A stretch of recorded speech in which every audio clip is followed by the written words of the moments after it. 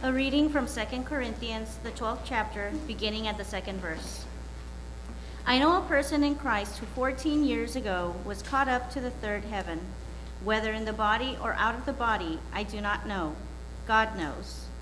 And I know that such a person, whether in the body or out of the body, I do not know. God knows, was caught up into paradise and heard things that are not to be told, that no mortal is permitted to repeat. On behalf of such a one I will boast, but on my own behalf I will not boast, except of my weaknesses. But if I wish to boast, I will not be a fool, for I will be speaking the truth, but I refrain from it, so that no one may think better of me than what is seen in me or heard from me, even considering the exceptional character of the revelations. Therefore, to keep me from being too elated, a thorn was given me in the flesh, a messenger of Satan to torment me, to keep me from being too elated. 3 times I appealed to the Lord about this, that it would leave me. But he said to me, my grace is sufficient for you, for power is made perfect in weakness. So I will boast all the more gladly of my weaknesses, so that the power of Christ may dwell in me. Therefore I am content with weaknesses, insults, hardships, persecutions, and calamities for the sake of Christ. For whenever I am weak, then I am strong. Did I skip something? I'm sorry, I skipped something. Sorry about that. A reading from Ezekiel, the 2nd chapter, beginning at the 1st verse. A voice said to me, O mortal, stand up on your feet, and I will speak with you. And when he spoke to me, a spirit entered into me and set me on my feet. And I heard him speaking to me. He said to me, mortal, I am sending you to the people of Israel, to a nation of rebels who have rebelled against me. They and their ancestors have transgressed against me to this very day. The descendants are impudent and stubborn. I am sending you to them, and you shall say to them, thus says the Lord God, whether they hear or refuse to hear, for they are a rebellious house, they shall know that there has been a prophet among them. We will read Psalm 123 responsively. To you I lift up my eyes, to you enthroned in the heavens.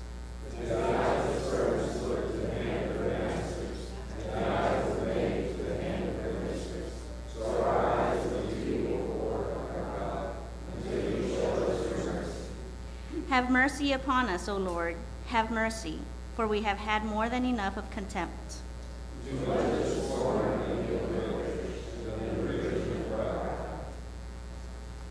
sorry about that.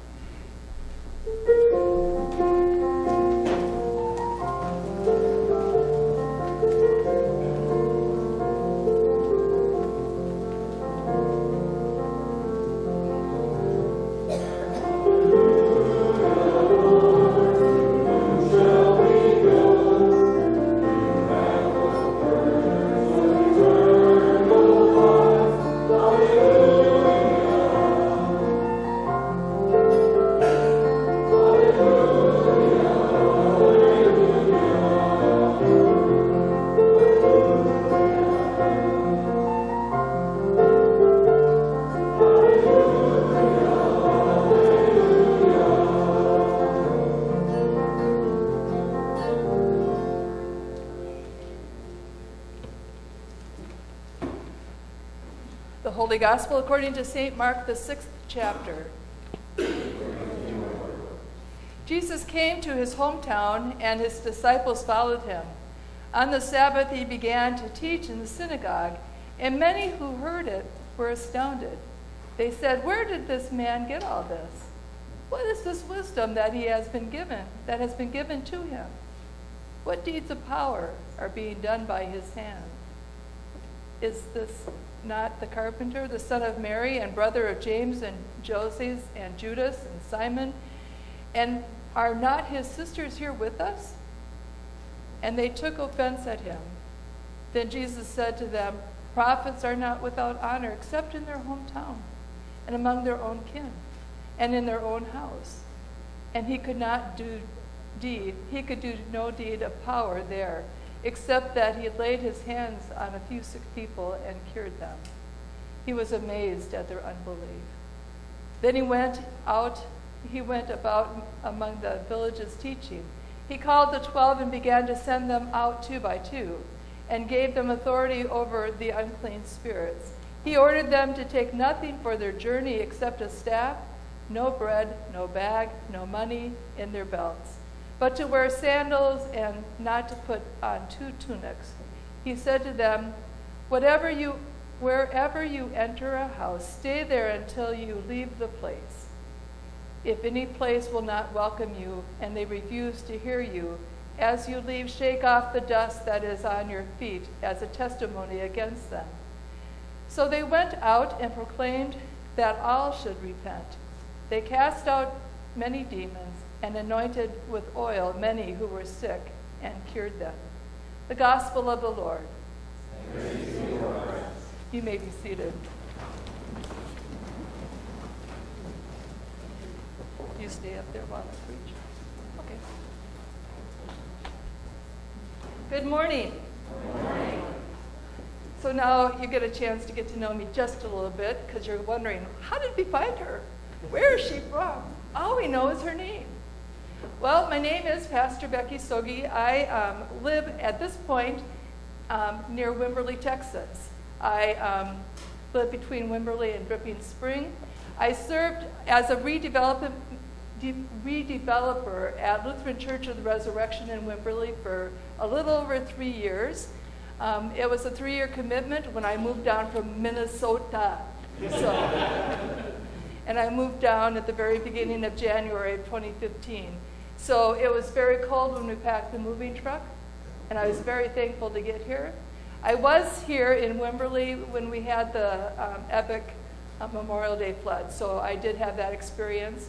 And so I spent my time with them and finding new ways to connect to the community and try to grow our congregation in numbers. And at the end of 3 years, we realized we didn't have the energy to continue on collectively. I'm hyper, so I always have energy, but yet the energy wasn't there to continue, so we decided to go ahead and bring it to a close, and they will explore different things for their life in ministry as a small congregation. And that makes me available to do supply preaching. So that's a little bit about who I am. Is that enough? Can you relax? Relax. I'm Lutheran. The biggest struggle this morning was trying to figure out where my robe was. Because I filled in last week, but we were outside, so there I didn't wear my robe. I knew where my robe was, and my stole was not with my robe, and the cross was not with either one of those either. And we never did find this, but my daughter kindly said the church probably has an extra one. So if you find that you don't have an extra one soon, check with me. Would you join with me in prayer? Holy and gracious God, we give you thanks that you are always with us, that you speak to us in lots of different ways, that you call us to trust the community around us, to go as your people, to speak your word of hope, and to live as your people, serving as your hands and feet to our hurting world. So help us to calm down and to listen closely to what you have to say to us today in this time of worship. We thank you that you are a God that's so much bigger and has such a much bigger imagination than we do.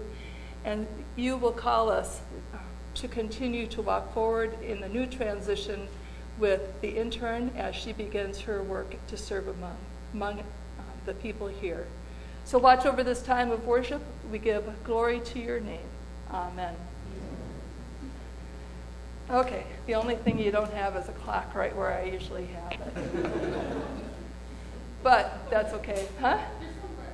I know, but I don't think I want to look back here too often because I think it might make our acolyte a little nervous.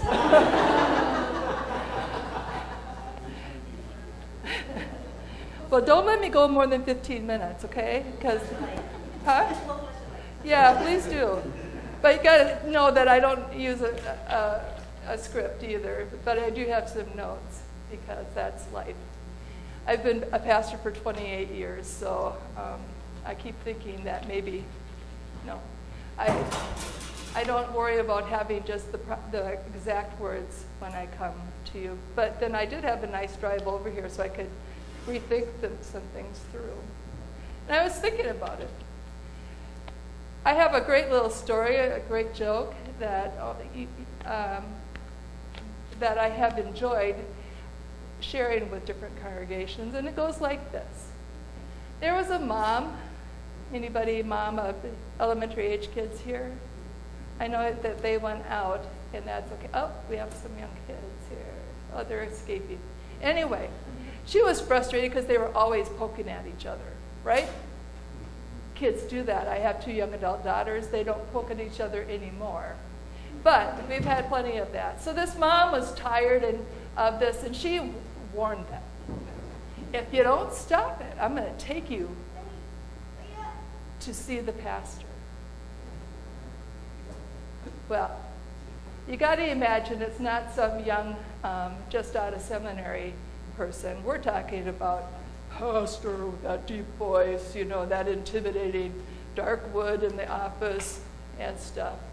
And the pastor that I grew up with, although he was very nice, but I wouldn't have wanted to go to his office for anything. Anyway, so it kept going on, and so she finally told them, we're going to go. So they go to see the pastor. And so they get there, and the mom sits the younger boy out in the outer office with the secretary. And the older boy goes in and sits with the pastor, who has a large library of books in those dark bookshelves. There's lots of books. There's lots of dark wood and lots of scary in that office. It's not hard to imagine.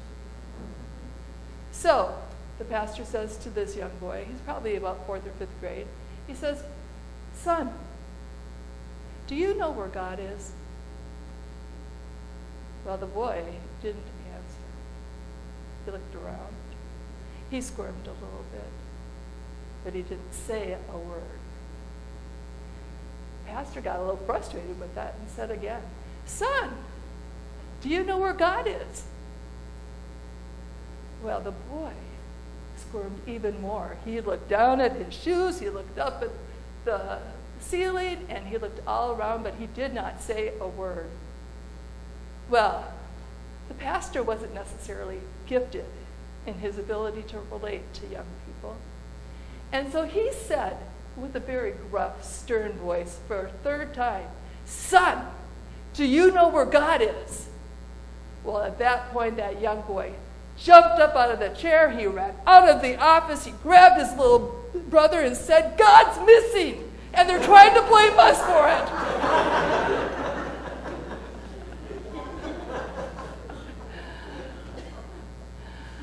I love to ask people where they get to experience the love and grace of God. Isn't that's what we are called to do as people of faith. And my work in redevelopment was really about being out and about with people and a chance to ask people. And so at this point in my life, when I'm not serving full-time in ministry and kind of really liking the break, I drive for Uber.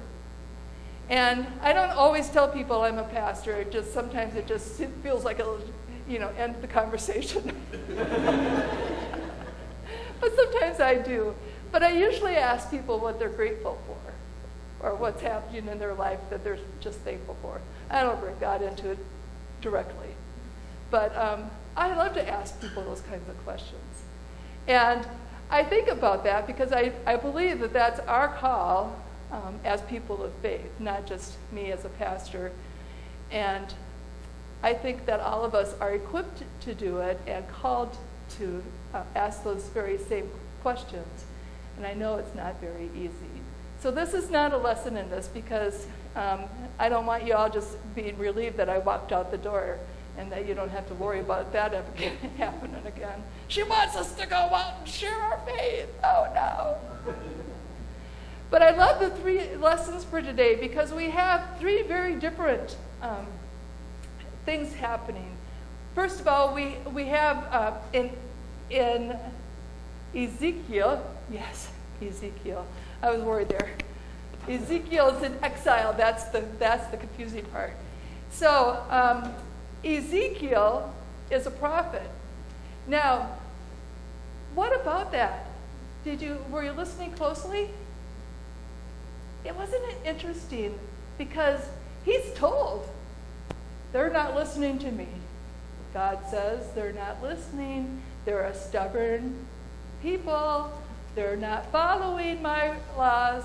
And so with that kind of setup, I don't know that I would be just really thrilled. I'm not sure that I would want the bishop to say they've been really stubborn. They're not listening. They're not doing anything that we've called them to do, that God has called them to do. I don't know. It's kind of an interesting setup. But Ezekiel goes. Because he's also told, well, don't worry if they don't listen to you.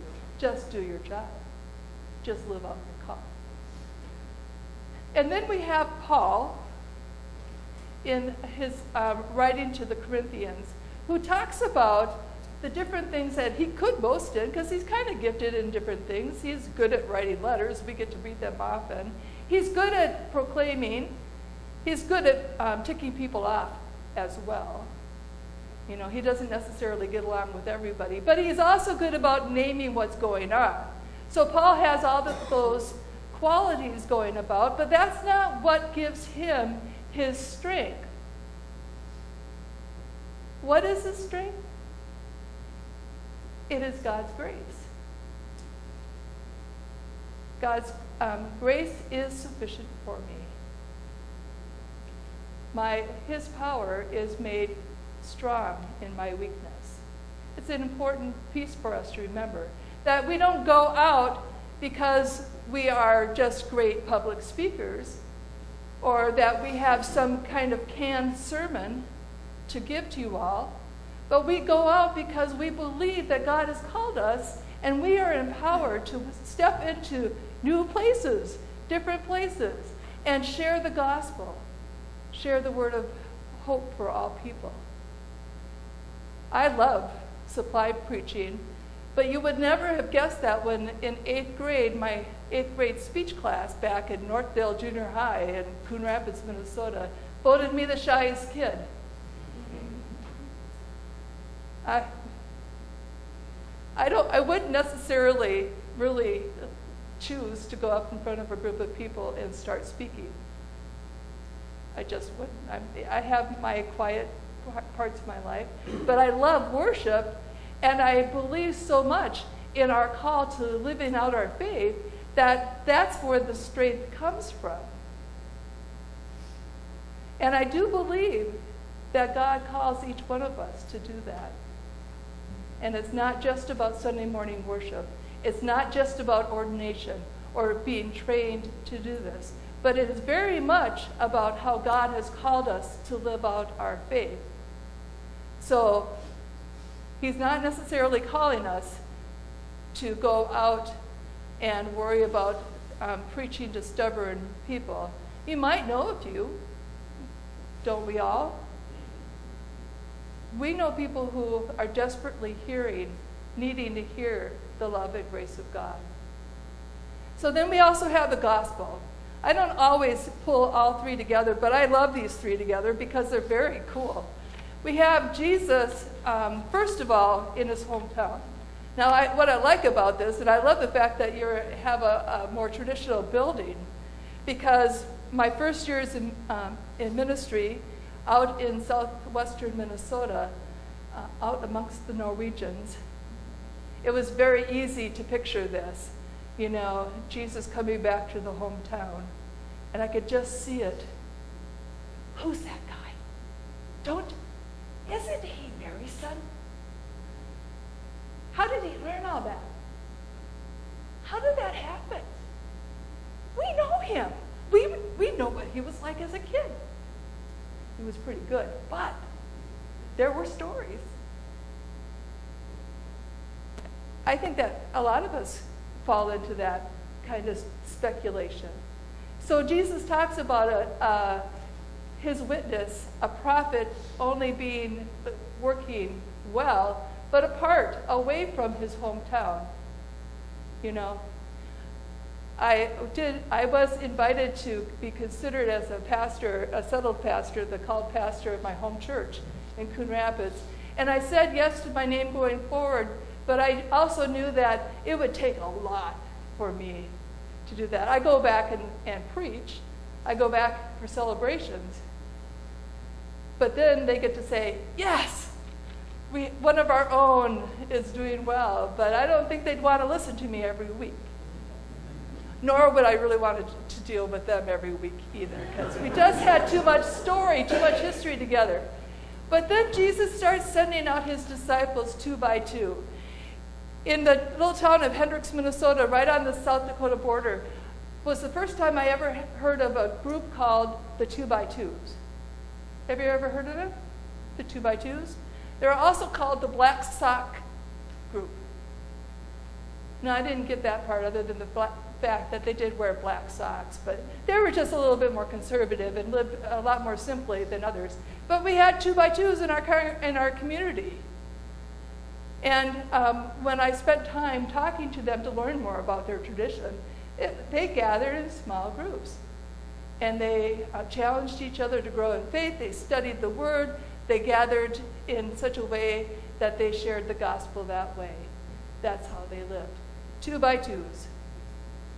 So did anybody come this morning with only, don't need to worry about the tunics, but that you came to worship pretty simply? No? Well, I didn't. You know, it talks about only coming. Is this today's gospel? Probably, yes. You know, here you go. Take nothing for your journey except a staff, no bread, no bag, no money in your belts. Wear sandals, and do not put on 2 tunics. Well, I didn't come with a staff. I came in my Camry. And I have to admit that I packed a lunch because I plan on driving this afternoon, and I usually eat my lunch in the car. You know, and it would not make sense to not bring some money along. So I'm not very good about that this morning. I brought my robe, stole, crossed, and borrowed the robe. What Jesus is talking about here is not that we're not supposed to have anything in life, but what we're not supposed to do is come in as if we don't need the people that we are living amongst and dwelling amongst and sharing the Word. It's as if I come in and tell you that this is everything you need to have a better life. This is what you need to do to go out this week and live out your faith. This is what you need. Now, you probably won't see me very often after this. Who knows? You know? But that's not the point. The point is we need community. We need other people around us. We need to risk needing people, that vulnerability piece. Now, I'm not talking about going out and sharing all your deep, dark secrets with people. That's not what this is about. But this is about joining together and asking and inviting people to have a faith and speak about their faith in such a way that they can trust and hear God for themselves. That vulnerability, that needing to trust that others will help you and provide for you and to share with you. Jesus tells them that if it doesn't work, it's not working, shake the dust off your feet and move on. It's not a lifetime commitment. It's not any of those things. The conversation that God truly wants us to dwell in are the ones that are face-to-face, around a table, ready to share with others and to give to others and to let others know what you have learned and experienced. In our prayer of the day, we had that wonderful line. Sorry, I'm going to move back over here because I haven't looked at these notes at all. I'm not going to, I don't think. Give us courage. Courage. Brene Brown is out of Houston. She's the one who talks a lot. You can see her TED Talks on TED Radio, and online. Why would you look for a radio TED Talk? Anyway. Yes, I can distract myself. But she talks about vulnerability. She talks about courage. And this is what I am going to tell you. This is what she says about vulnerability. Vulnerability is having courage to show up and be seen when we have no control over the outcome. Vulnerability is not weakness. It's our greatest measure of courage. God is calling us to have courage as we go out from here, ready to live out our faith today. Not just to come back next Sunday and hear another sermon and say, yay, did that for the week. Can mark that off. But calls us and challenges us to live faithfully every day of our life. Not just waiting for the next grand thing, but to know that God is very present with us today. That's why we come together for worship, to be nourished, to be fed in the Word and through our songs that we sing, and to gather around the body and blood of Christ so that we are ready to continue on knowing that, yes, we can do this. Yes, God has called us. You don't have to worry about shaking off the dust. You don't have to worry about coming with only one tunic and all that kind of stuff. Because God's grace is sufficient for each and every one of us. God's power is made perfect in our quirkiness, in our wackiness, but God's power is made perfect in our weakness. Amen.